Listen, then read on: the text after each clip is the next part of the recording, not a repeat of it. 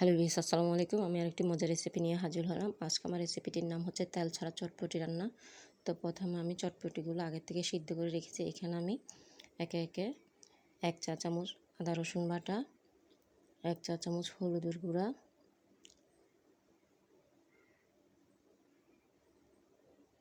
1 চা চামচ মরিচের গুঁড়া, 1 টেবিল চামচ আমি ধনিয়ার গুঁড়া দিচ্ছি।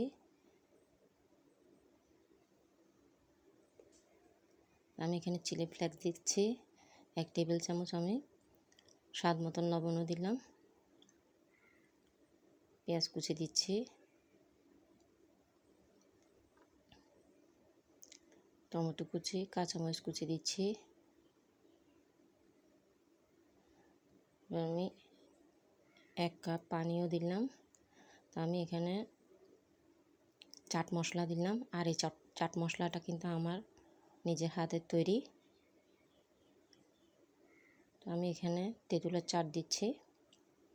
তো একসাথে কিন্তু আমি এগুলা রান্না করে ফেলবো। এখানে আমি কোনো তেল ব্যবহার করব না। তো দেখতে পাচ্ছেন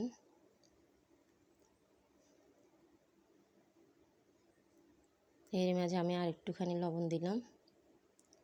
মনে হচ্ছে লবণটা একটু কম হবে, তাই, যেহেতু তেঁতুলের টকটা দেওয়া গেছে।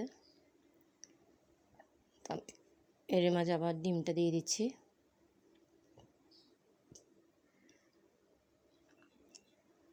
তো দেখতে পাচ্ছেন মাশাআল্লাহ তৈরি হয়ে গেল আমার তেল ছাড়া চটপটি রান্না।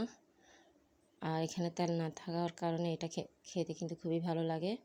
আসলে তেল দিয়ে চটপটি রান্না করলে তেমনটা ভালো লাগে না। তো আপনারা অবশ্যই এভাবে একবার হলেও তৈরি করবেন। দেখার জন্য সবাইকে ধন্যবাদ।